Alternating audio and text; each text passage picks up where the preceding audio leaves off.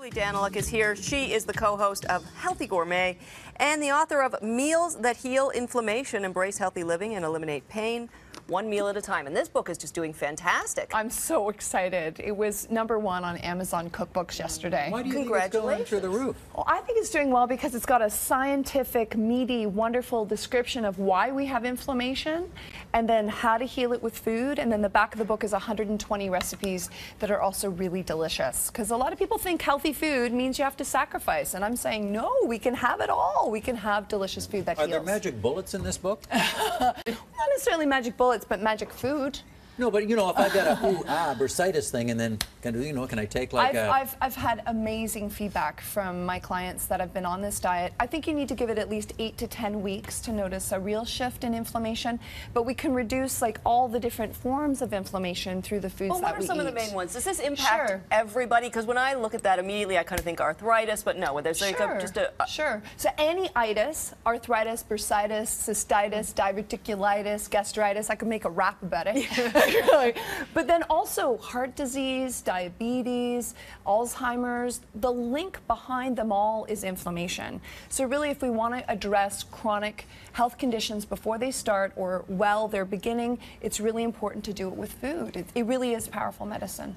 I mean, I guess using food as medicine is part of that whole preventative sort of practice. But the thing with preventative medicine is that, you know, how do you know to start eating healthy when you really can't feel anything yet? Right. Of course, I know that beyond just preventative, I see people who are in rough shape. And we can see a difference in their blood work. We can see a real difference in their pain markers after 8 to 10 weeks of eating an anti-inflammatory diet. So removing all the inflammatory foods, getting rid of the white sugar, the white flour, the trans fats specifically, you know, the really negative fats like the deep fried stuff, that really can trigger an inflammation response in the body. If we're getting rid of those negative foods and putting in all these amazing healing foods, that can make a serious difference for sure. So what are some of the key the key foods I love hemp seeds. They're extremely rich in minerals and protein, but also rich in omega-3s and 6s, which are there's special omega-6 fat called GLA in here, which is powerfully anti-inflammatory. What am I doing with that? Because you're I think like, that looks great, but I don't have a Sure. So I would put it on my porridge. I would do like a gluten-free porridge, like the teff with some blueberries, then add our hemp seeds onto that. It's a delicious option. And then the fish oil, a lot of people are thinking you have to force that in on a spoon, but this one's delicious, lemon flavored. The Nutri-C is so filtered that it tastes great. And I just drizzle that on my salad. So I'm using it as a salad dressing oil. It's amazingly anti-inflammatory. Works almost like a natural aspirin to reduce pain and inflammation. Very powerful. They're canceling knee surgeries because people are using fish oil at a high dosage to help to reduce pain. Dosage it's really is key, cool. though, isn't it, as well? Like you have some of these things have to be in a pretty high amount to have some sort of impact. Sure. They're not as strong as drugs, but they have side benefits versus side effects. So I really like that the side benefit is you're also helping to prevent other diseases later in life. Does it all have to be ingested, or can you slap some of it on as a topical? Well, you know, I could lay you down with a few immune sterols or some fish oil. We can talk later. Sounds like a hot How do you convince somebody who is used to maybe just taking a pill, right, or going to the doctor? I'm just doing like this with my hands. How do you convince that person to take a more preventative, whether it's a preventative approach or, you know, this is something that has to heal you over time. Whereas, you know, with a pill, you're like, okay, I take one a day, and then I'll be cured of it. Sure. Well, I think if people read the science, the first half of the book is jam full of studies, so that people can see there's something to this. This is no longer just folk medicine.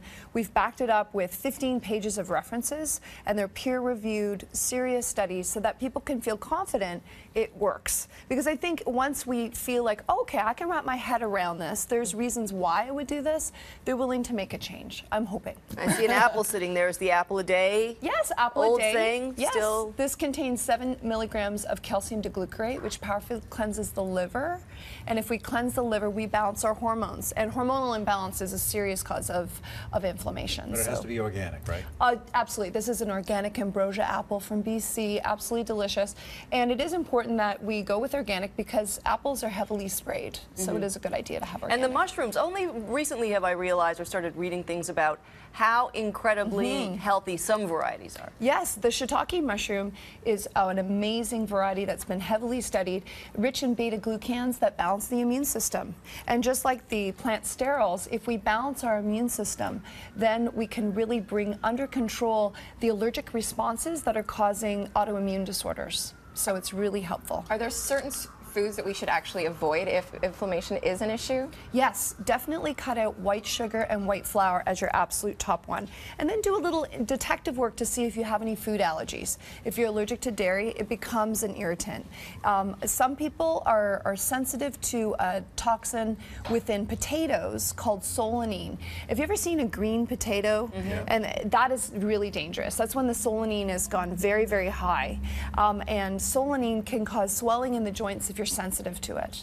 So there's an example of a food that can be healthy for you, good for you, but unfortunately certain people, a certain target group would be sensitive. And this isn't something, though, that you can do for a couple of months and just fix something. This has to be a lifestyle, right? I try to think of it as a live it versus a diet. Right. You're trying to embrace this as a lifestyle shift, and hopefully it's delicious enough that you can embrace new favorites and find new comfort foods. Great. So that you're willing to adhere to a lifetime. Thank you so much, Yeah. Julie Daniluk. Meals that heal inflammation, embrace healthy living, and eliminate pain, one meal at a time. Great talking to you. Thank you. I really appreciate it, guys. It's 8:52 now. We'll be back.